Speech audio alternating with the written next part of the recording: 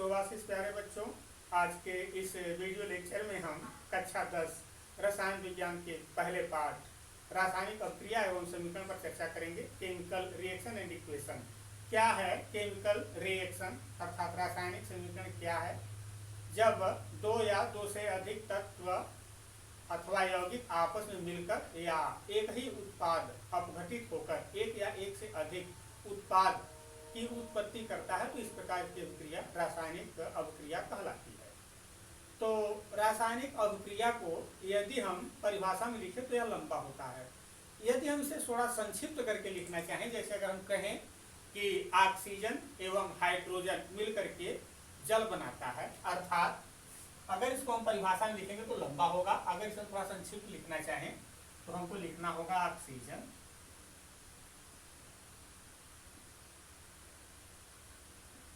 Plus hydrogen, यह पानी बनाएगा। तो इस प्रकार लिखा गया जो समीकरण होता है इसे शब्द समीकरण कहते हैं। तो शब्द समीकरण भी आगे चल करके हमको यह बड़ा समझ में आता है। यदि इसी चीज को हम सूत्र या संकेत के रूप में लिखें तो इसे ढांचा समीकरण या स्ट्रक्चर फार्मूला का समीकरण इक्वेशन कहते हैं। जैसे O2 प्लस H2, यहाँ आपका जल बन जाता है, पानी बन जाता है H2O। चूंकि आप जानते हैं कि द्रव्यमान ना ही तो उत्पत्ति हो सकती है, ना ही तो द्रव्यमान का नाश हो सकता है। अर्थात द्रव्य जो हो वो अविनाशी है। किसी भी पदार्थ को ना ही तो हम उत्पन्न कर सकते हैं, ना ही तो उसे हम डिस्ट्रॉय कर सकते हैं, उसको बर्बाद कर सकते हैं। सिर्फ उसका रूप बदल जाता है, वह ऊर्जा में परिवर्तित हो जाएगा, लेकिन उसमें कमी या उसको हम बढ़ा नहीं सकते हैं।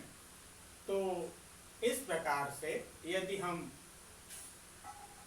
यह जैसे आप देख रहे हैं तो यहाँ ऑक्सीजन 2 है और यहाँ ऑक्सीजन 1 हो गया है, अर्थात दिख रहा है कि ऑक्सीजन कम हो गया है। यह संभव नहीं है। ऑक्सीजन जितना अभिकर्मक में होगा उतना ही इधर उत्पाद में भी होना चाहिए। अर्थात यह इस प्रकार का लिखा गया जो समीकरण है यह असंतुलित है, संतुलित नहीं है। इधर अभिक्रिया में भाग लेने वाले जो तत्व या यौगिक होते हैं उसे अभिकर्मक कहते हैं, रिएक्टेंट कहते हैं, और जो उत्पाद बनता है इसे प्रोडक्ट कहते हैं। दोनों पक्षों में जो तत्व या यौगिक उपस्थित हैं उनके परमाणुओं की संख्या दोनों तरफ बराबर होना चाहिए। यदि अभिकर्मक में उपस्थित तत्वों की परमाणु संख्या और उत्पाद में उपस्थित तत्वों में परमाणुओं की संख्या यदि आपस में बराबर नहीं है तो यह असंतुलित समीकरण होगा और यह द्रव्य अविनाशिता के नियम की पुष्टि नहीं ठीक से कर पाएगा। इसलिए इस समीकरण को हमें संतुलित करके लिखना पड़ता है, इसे संतुलित समीकरण कहते हैं। तो अब हम ऑक्सीजन को यहाँ 2 है तो यहाँ 2 करने के लिए अगर यहाँ 2 देंगे तो आप देख रहे हैं हाइड्रोजन 2 दूना 4 हो जाएगा। तो हाइड्रोजन को भी हमें 4 करने के लिए 2 लिखना होगा। तो इस प्रकार का लिखा गया समीकरण संतुलित समीकरण कहलाता है। तो अब हम आगे रासायनिक अभिक्रिया पर चर्चा करेंगे। रासायनिक अभिक्रिया निम्न प्रकार से चलती है। तो रासायनिक अभिक्रिया देखिए, अब आप रासायनिक अभिक्रिया में पहला है आपका संयोजन अभिक्रिया। पहला है संयोजन अभिक्रिया।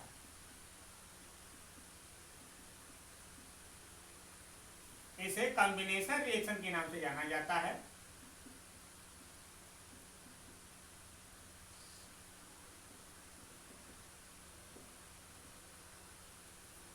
संयोजन जुड़ना, योग होना, एडिशन रिएक्शन के नाम से जाना जाता है। अर्थात इसमें 2 या 2 से अधिक तत्व या यौगिक आपस में मिलकर एक ही उत्पाद की उत्पत्ति करेंगे, एक ही उत्पाद बनाएंगे, एकल उत्पाद बनेगा। अगर एकल उत्पाद बनता है तब तो यह रासायनिक समीकरण जो आपकी होगी संयोजन रासायनिक अभिक्रिया होगा। अन्यथा एक से अधिक उत्पाद बनता है तो फिर संयोजन अभिक्रिया नहीं होगा। जैसे आप अभी ऊपर का एग्जाम्पल देख रहे थे, ऑक्सीजन और हाइड्रोजन मिलकर के जल बना रहा था। कार्बन को भी यदि आप वायु में जला देते हैं तो कार्बन डाइऑक्साइड गैस बन जाएगी, या बूझा चूना है, इसे एक जिसे कैल्शियम ऑक्साइड कली चूना कहते हैं। इसे यदि हम पानी में बुझा दें, पानी में घोल दें तो यह बुझ जाएगा, और पानी में बुझाते वक्त यह कैल्शियम का हाइड्रोक्साइड बनाता है, उष्मा भी इसमें निकलती है, इस क्रिया में उष्मा निकलती है। यहां पर भी उष्मा निकलता है, तो रासायनिक अभिक्रिया में या तो उष्मा निकलेगी या तो उष्मा का अवशोषण होगा। अगर उष्मा निकलती है तो वह क्रिया उष्मा क्षेपी कहलाएगी, यदि उष्मा का अवशोषण हो रहा हो तो वह क्रिया उष्मा शोषी कहलाएगी, एंडोथर्मी। जैसे नाइट्रोजन और ऑक्सीजन मिलकर नाइट्रस ऑक्साइड गैस बनाती है और इस अभिक्रिया में उष्मा का शोषण होता है, तो उसे उष्मा शोषी अभिक्रिया कहते हैं। ऐसी अभिक्रियाएं एक्सोथर्मिक कहलाती हैं। यह उष्मा क्षेपी अभिक्रियाएं हैं। इसमें जो कैल्शियम हाइड्रोक्साइड बना हुआ है या इसमें जो कार्बन डाइऑक्साइड बना हुआ है, गर्मी दोनों में निकलती है, उष्मा दोनों में निकलता है, और जो यौगिक बनता है सिंगल बनता है। तो इस प्रकार देखिए, दो यौगिक हैं, चाहे दो तत्व आपस में मिल करके एक उत्पाद को बना रहे हैं और दोनों अभिक्रिया में उष्मा निकल रहा है, उष्मा क्षेपी अभिक्रिया का भी उदाहरण है और संयोजन अभिक्रिया का भी उदाहरण है, क्योंकि इसमें एकल उत्पाद बन रहा है। तो ये जो कैल्शियम हाइड्रोक्साइड है, ये आप लोग घर या दीवार वगैरह, घर के दीवारों पर इसकी सफेदी के लिए पोताई का कार्य किया जाता है। जिस समय कैल्शियम हाइड्रोक्साइड को घर के दीवारों पर पोता जाता है, उसके 2-3 दिन के बाद दीवार चमक जाती है। ऐसा क्यों होता है? क्योंकि कैल्शियम हाइड्रोक्साइड जो होता है, कैल्शियम का हाइड्रोक्साइड, यह वायु में उपस्थित कार्बन डाइऑक्साइड से अभिक्रिया कर लेता है। कार्बन डाइऑक्साइड से अभिक्रिया करके कैल्शियम कार्बोनेट बनाता है और जल बनाता है। यह कैल्शियम कार्बोनेट संगमरमर का सूत्र है। संगमरमर का सूत्र भी CaCO3 होता है, अर्थात 2-3 दिन के बाद यह दीवारों पर कैल्शियम कार्बोनेट का एक परत बना देता है, जिससे दीवारें चमक जाती हैं। तो यह एक रोचक तथ्य है, इसे भी आप समझ लेंगे। यही है आपका संयोजन अभिक्रिया। तो संयोजन अभिक्रिया जब आप देख रहे थे तो आप उष्मा क्षेपी उष्मा शोषी के भी बारे में समझे। इस संयोजन अभिक्रिया का ही एक तरह से विलोम होता है आपका अपघटन अभिक्रिया, डिकम्पोजिशन रिएक्शन।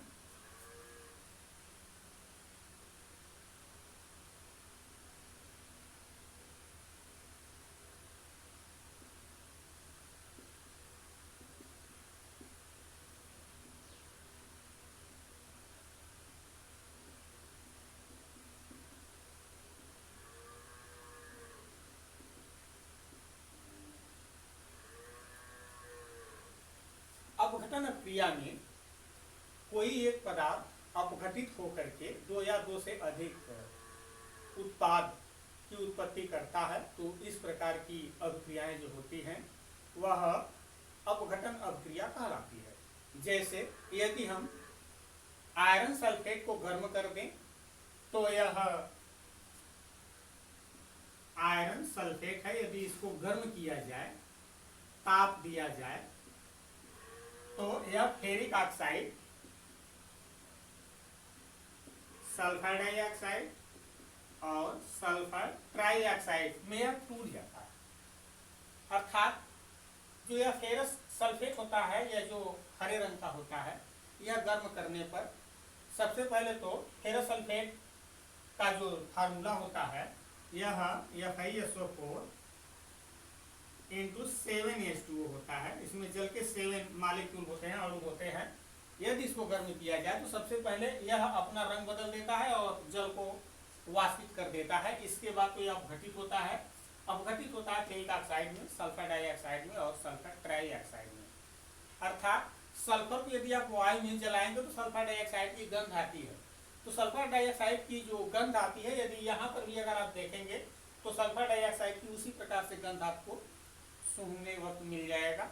तो इस अभिक्रिया को भी यदि आप संतुलित करके लिख लेंगे तो अच्छा होगा, क्योंकि यहाँ आयरन के जो परमाणु है 2 हैं और इस तरफ आयरन का एक ही परमाणु है। इधर आप देखेंगे तो ऑक्सीजन 3, 2, 5 और 3 8 हैं, सल्फर के 2 हैं, इधर सल्फर का 1 है, ऑक्सीजन का 4 है। तो इस प्रकार यह जो समीकरण लिखा गया है, ये जो ढांचा समीकरण लिखा गया है असंतुलित है। इसे संतुलित करने के लिए इधर यदि आप 2 लिख देंगे तो यह संतुलित समीकरण हो जाएगा। तो इस प्रकार से आप तमाम समीकरण लिख सकते हैं। कैल्शियम कार्बोनेट को भी यदि आप चाहें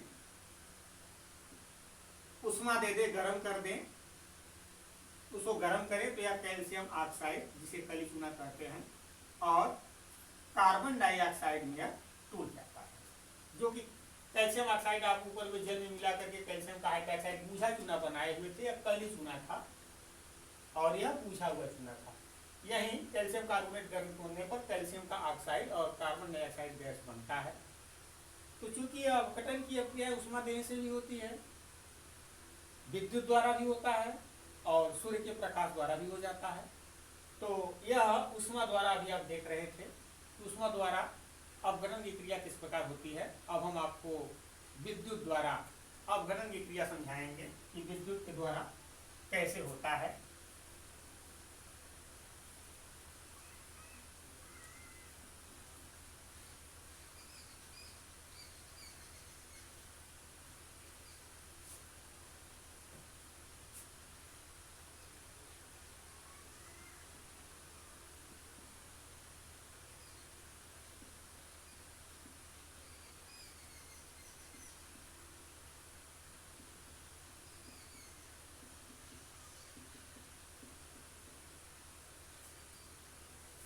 यदि आप कोई प्लास्टिक का एक बर्तन ले लें, इस बर्तन में यहाँ छेद कर दें और इस छेद में आप कार्बन के इलेक्ट्रोड लगा दें और इस इलेक्ट्रोड को फिर आप बैटरी के द्वारा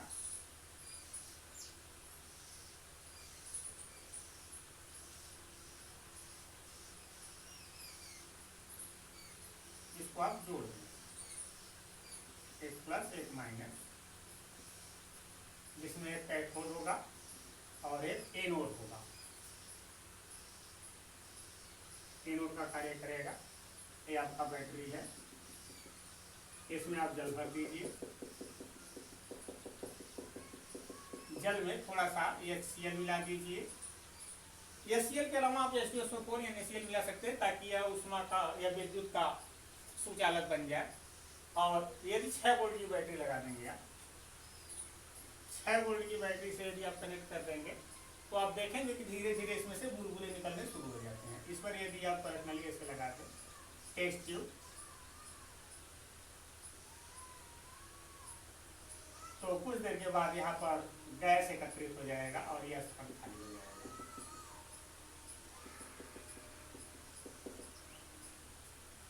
अर्थात जो आपका प्लस ये एनोड था, इस पर ऑक्सीजन गैस एकत्रित हो जाएगी और जो एनोड था इस पर हाइड्रोजन गैस एकत्रित हो जाएगी। तो इस प्रकार से पानी का अपघटन होता है। पानी के अपघटन से ऑक्सीजन और हाइड्रोजन टूट करके अलग होता है। पानी में यदि आप इलेक्ट्रिक प्रवाहित करेंगे तो यह ऑक्सीजन और हाइड्रोजन में अपघटित होता है। चूंकि जल में आप देख रहे हैं हाइड्रोजन के 2 परमाणु हैं तो ऑक्सीजन का 1 परमाणु है, इसलिए यहाँ जो गैस एकत्रित होगी वह हाइड्रोजन की दुगनी गैस एकत्रित होगी और हाइड्रोजन का आधा ऑक्सीजन एकत्रित होगा। यदि आप इसका परीक्षण करना चाहें तो हाइड्रोजन गैस को किसी जलती हुई यदि मोमबत्ती के पास आप लेकर के चले जाएंगे तो अगर यहाँ आप हाइड्रोजन गैस को ऐसे निकाल करके गैस को अंगूठे से लगा करके फिर जब पानी को गिराएंगे, यहाँ अंगूठा लगा कर जब पानी गिरने को थोड़ा सा रहे तब अंगूठा लगा दीजिए, ऐसे करिए, पानी नीचे चला जाएगा, गैस आपका ऊपर आ जाएगा। उस गैस को यदि आप यहाँ लेकर आएंगे, अगर हाइड्रोजन गैस लाएंगे तो यह पॉप साउंड फट की आवाज करके यह जलेगा। यदि ऑक्सीजन गैस को यदि आप लेकर के आएंगे तो जलती हुई मोमबत्ती की लौ थोड़ी सी ऊंची हो जाएगी, अर्थात यह इस मोमबत्ती को जलने में सहायता कर रहा है तो ऑक्सीजन गैस होगा। अगर यह फट फट की आवाज कर रहा है तो हाइड्रोजन गैस होगा। इस प्रकार आप गैस का पहचान कर लेंगे कौन सी गैस निकल रही है। तो आप अपघटन में उष्मा के अलावा वैद्युत अपघटन भी देखें। अपघटन सूर्य के प्रकाश द्वारा भी होता है, यह थोड़ा सा धीमा प्रक्रिया है। जैसे यदि सिल्वर क्लोराइड का हम विलयन ले लें जो सफेद रंग का होता है,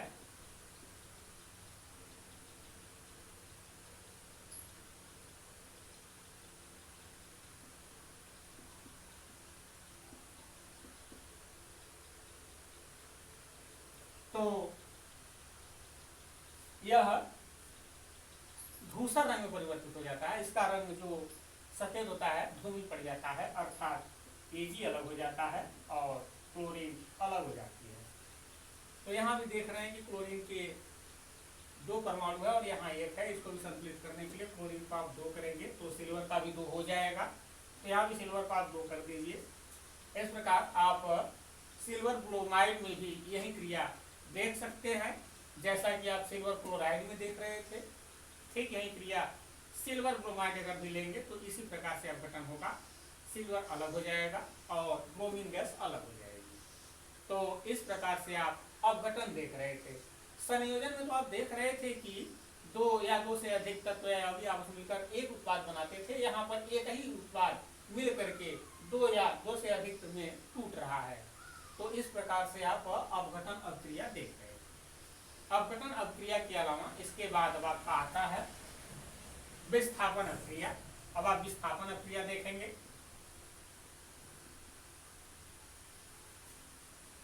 डिस्प्लेसमेंट रिएक्शन,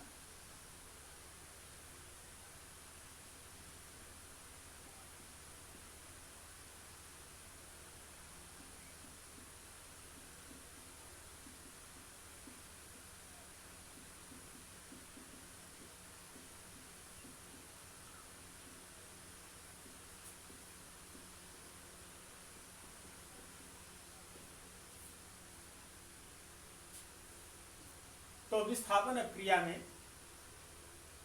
कोई अधिक सक्रिय तत्व किसी यौगिक में उपस्थित अपने से कम सक्रिय तत्व को विस्थापित करके स्वयं अपनी उस जगह पर स्थापित हो जाता है, अपने आप को वहां पर व्यवस्थित कर लेता है। तो इस प्रकार की अभिक्रिया जो होती है वह विस्थापन अभिक्रिया होती है। यदि आप कॉपर सल्फेट के विलयन में लोहे की कील डुबा दें तो धीरे धीरे कॉपर सल्फेट का रंग गायब हो जाएगा। आप प्रयोग करके देख सकते हैं ऐसा क्यों होता है।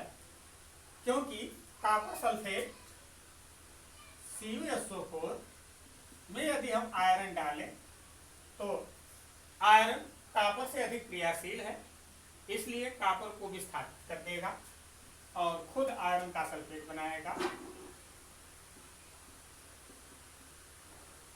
कॉपर को यह अलग कर देगा।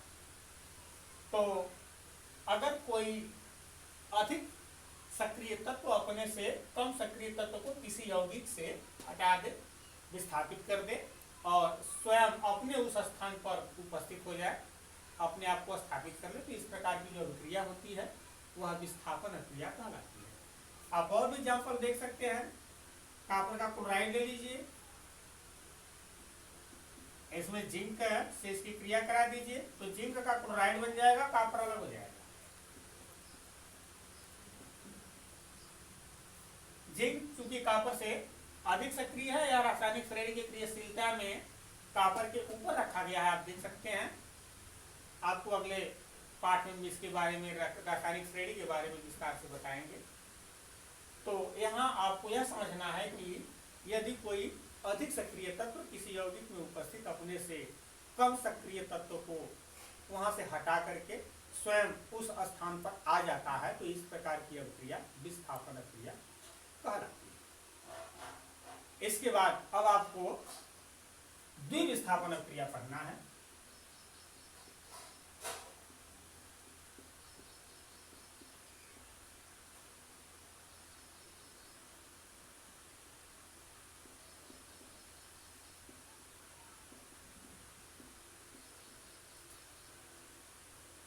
Double displacement reaction,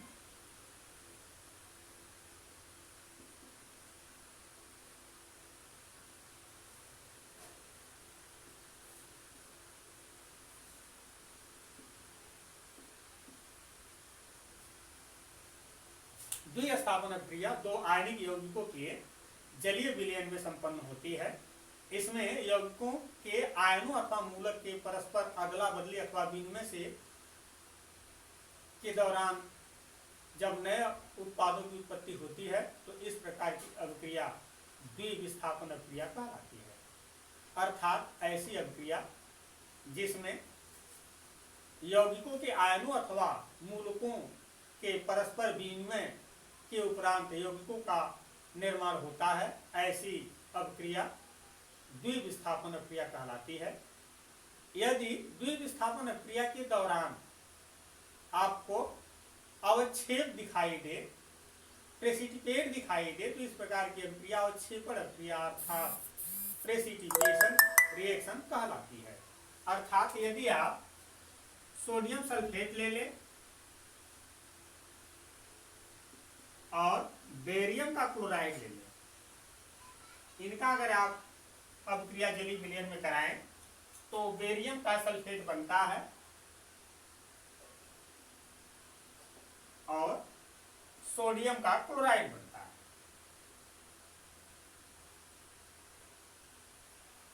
barium sulphate अविलेय होता है, यह अवक्षेप के रूप में प्राप्त होता है, इसलिए इसे अवक्षेपण अभिक्रिया भी कहते हैं। द्विविस्थापन अभिक्रिया में जहां जहां अवक्षेप प्राप्त होगा उसे अवक्षेपण अभिक्रिया भी कहते हैं। तो द्विविस्थापन अभिक्रिया एक प्रकार से अवक्षेपण अभिक्रिया का भी एग्जाम्पल है।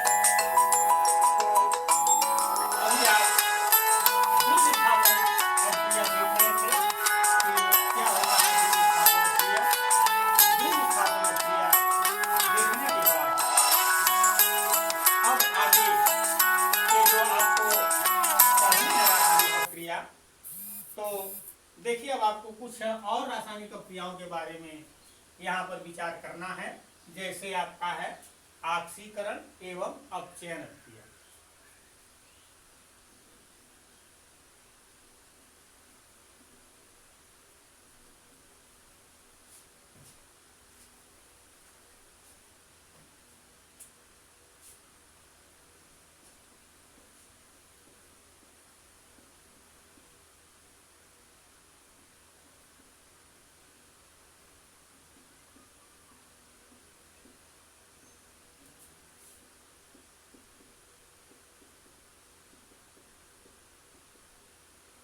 ऑक्सीकरण को उपचयन भी कहते हैं। Oxidation and reduction reaction.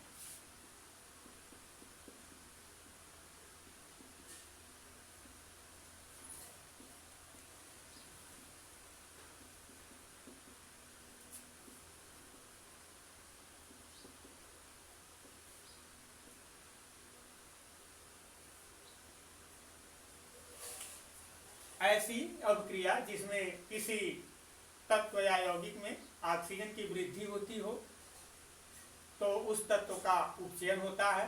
यदि किसी तत्व से ऑक्सीजन का ह्रास होता हो तो उस तत्व का अपचयन होता है। इसके विपरीत अगर हम देखें तो यदि किसी तत्व या यौगिक से हाइड्रोजन जुड़ता है तो उसका अपचयन होता है। यदि किसी तत्व से या यौगिक से हाइड्रोजन टूटकर अलग होता है तो उसका उपचयन होता है। जैसे कार्बन है, कॉपर ही हम आप ले लें, इसका यदि हम ऑक्सीजन के साथ क्रिया कराएं, ताप दें, यह कॉपर का ऑक्साइड बना देता है। इस गर्म कॉपर के ऑक्साइड पर यदि हाइड्रोजन गैस प्रवाहित कर दे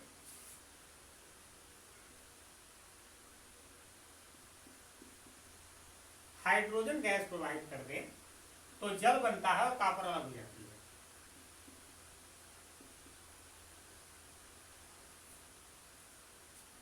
तो अब आप देखेंगे कि कॉपर में ऑक्सीजन का संयोग हो रहा था, कॉपर से ऑक्सीजन जुड़ रहा था, तो कॉपर का उपचयन हो रहा था, ऑक्सीकरण हो रहा था या ऑक्सीकृत हो रहा था, और ऑक्सीजन का स्वयं अपचयन हो रहा था। और अगर नीचे आकर के देखें तो कॉपर के ऑक्साइड से ऑक्सीजन टूट करके अलग हो रहा है, हाइड्रोजन से जाकर के जुड़ रहा है, तो अर्थात कॉपर से ऑक्सीजन का ह्रास हो रहा है। यहाँ से ऑक्सीजन का ह्रास हो रहा है, ऑक्सीजन से निकल रही है। अब यहाँ पर जो कॉपर है इसका अपचयन हो रहा है, यहाँ तो उपचयन हो रहा था। यहाँ ऑक्सीजन कॉपर से जुड़ रही थी, तो जब ऑक्सीजन कॉपर से जुड़ रही थी तब तो कॉपर का उपचयन हो रहा था। यहाँ आप देख रहे हैं तो कॉपर से ऑक्सीजन का ह्रास हो रहा है, टूट रहा है, टूट करके बल्कि हाइड्रोजन से जाकर जुड़ रहा है। तो यहाँ पर कॉपर का अपचयन हो रहा है। तो जहाँ पर ऑक्सीजन किसी तत्व से जुड़ता है उसका उपचयन होता है, जिस तत्व से ऑक्सीजन टूटता है उसका अपचयन होता है। यहाँ आप देख रहे हैं यह जाकर हाइड्रोजन से जुड़ रहा है तो हाइड्रोजन का उपचयन हो रहा है, और इसमें आप देख रहे थे तो ऑक्सीजन खुद ही उपचयित हो रही थी। तो इस प्रकार से अगर आपको यह बात कम समझ में आती है तो आप यूं समझ लीजिए कि यदि किसी तत्व की संयोजकता में वृद्धि दिखाई दे रही हो तो उस तत्व का उपचयन होता है, ऑक्सीकरण होता है। और यदि किसी तत्व के संयोजकता में कमी दिखाई दे रही है, संयोजकता का ह्रास हो रहा है, तो उस तत्व का अपचयन हो रहा है। मूल रूप में जब भी कोई तत्व किसी से रिएक्शन नहीं किया रहता है तो उसकी संयोजकताएं शून्य। यहाँ कॉपर की भी संयोजकता शून्य है, ऑक्सीजन की भी संयोजकता शून्य है, दोनों की संयोजकताएं शून्य। जब यह रिएक्शन करेगा तो कॉपर का यहाँ +2 हो जाएगा और ऑक्सीजन का -2 हो जाएगा। तो कॉपर 0 से +2 पर बढ़ा है, अर्थात इसका उपचयन हुआ है, ऑक्सीकरण हुआ है, और ऑक्सीजन 0 से घट करके -2 को चला गया, इसकी संयोजकता तो घट गई है, इसलिए ऑक्सीजन का अपचयन हुआ है। इसमें अगर आप आकर के देखेंगे तो कॉपर का +2, ऑक्सीजन का -2 है और हाइड्रोजन का 0। इधर आकर के देखेंगे तो कॉपर +2 से 0 पे चला गया, यहाँ 0 हो गया, इसलिए कॉपर का क्या हो रहा है, अपचयन हो रहा है। और हाइड्रोजन 0 से +1 में चला गया, अर्थात हाइड्रोजन का क्या हो रहा है, अपचयन हो रहा है। तो जहां पर संयोजकता में वृद्धि दिखाई देती है उसका उपचयन होता है, जहां संयोजकता में कमी दिखाई पड़ती है उसका अपचयन होता है। इस प्रकार से इस बात को आप समझ लेंगे अच्छी प्रकार से कि किसका उपचयन होता है और किसका अपचयन होता है। तो अब इसके आगे जो आपको पढ़ना है वह है संक्षारण, कोरोशन, संक्षारण।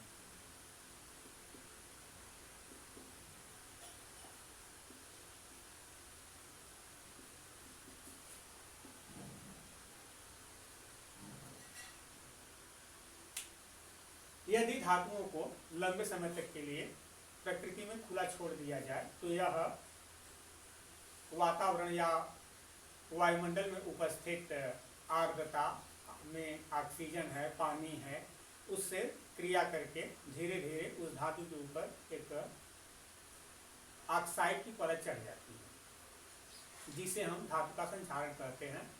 आप इस अभिक्रिया को सुविधाजनक लोहे में देख सकते हैं। आयरन में तो आपके आसपास बहुत ज़्यादा संख्या में दिखाई देगा। यदि आप अपने घर में छोड़ दे लोहे को तो कुछ ही दिन के बाद देखेंगे तो उसमें जंग लग जाता है। तो जंग का लग जाना संक्षारण का ही उदाहरण है। संक्षारण यूँ तो धातुओं के लिए नुकसानदायक होता है, लेकिन कुछ धातुएं हैं जिनका संक्षारण फायदेमंद भी होता है, जैसे एल्यूमिनियम। यदि एल्यूमिनियम को प्रकृति में छोड़ दिया जाए तो उसमें एक हल्की धूमिल काले रंग की परत आती है एल्यूमिनियम ऑक्साइड की, उसके अंदर एल्यूमिनियम आपका सुरक्षित हो जाता है, फिर वह आदि अनादिकाल तक एल्यूमिनियम का संक्षारण नहीं होगा। तो इस प्रकार एल्यूमिनियम का संक्षारण फायदेमंद होता है। उसको आपको पेंटिंग करके या किसी प्रकार की कोटिंग लेपिंग करके सुरक्षित करने की जरूरत नहीं है, जिस प्रकार से आप आयरन वगैरह में करते हैं, क्योंकि आयरन का अगर न किया जाए तो लगातार संचारित होती रहती है और धीरे धीरे एक ऐसी अवस्था आएगी तो स्वतः समाप्त हो जाएगी, आपकी पूरी की पूरी आयरन खत्म हो जाएगी, बर्बाद हो जाएगी। तो इस प्रकार की जो क्रिया होती है वह संक्षारण क्रिया कहलाती है। आयरन ऑक्सीजन की उपस्थिति में क्रिया करके आयरन का ऑक्साइड बना देगा और वह संक्षारण का प्रमुख उदाहरण होगा। इसके बाद अब आपको पढ़ना है विकृति गंधा।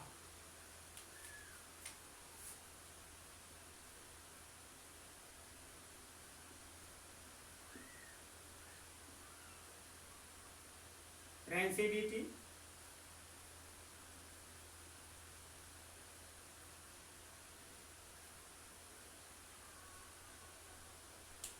तो यदि हम खाद्य पदार्थ वसायुक्त या तेल युक्त पदार्थों को हम बहुत दिनों तक के लिए सुरक्षित रखें। जैसे आप घरों पर अचार मुरब्बा इत्यादि बनाकर रखते हैं, कुछ दिनों के बाद वह खराब हो जाता है, उसमें से दुर्गंध आने लगती है, उसका स्वाद भी बिगड़ जाता है। तो वह भोज्य पदार्थ वसा जो उसमें है या तेल है, वह वायु में उपस्थित ऑक्सीजन से ऑक्सीकृत हो जाता है और उसका गंध एवं स्वाद दोनों खराब हो जाता है। उसको विकृति गंधा से बचाने के लिए हम प्रति ऑक्सीकारक पदार्थ मिला देते हैं। जैसे आप चिप्स वगैरह देखे होंगे, उसके थैली में नाइट्रोजन भर दिया जाता है, ऑक्सीजन को निकाल दिया जाता है ताकि जो खाद्य पदार्थ आपका है वह खराब न होने पाए। तो इस प्रकार से वायुरोधी बर्तनों में भी यदि आप भोज्य पदार्थों को रखें तो वह जल्दी ऑक्सीकृत होकर खराब नहीं होता है। यदि आपको उसमें कुछ जगह दे करके रखना है तो फिर प्रति ऑक्सीकारक कोई गैस मिलाना होगा, नाइट्रोजन, हीलियम, कोई भी गैस आप मिला देंगे तो आपका खाद्य पदार्थ बहुत दिनों तक सुरक्षित रहेगा। तो इस प्रकार से आप आज रासायनिक अपक्रिया के बारे में समझ रहे थे।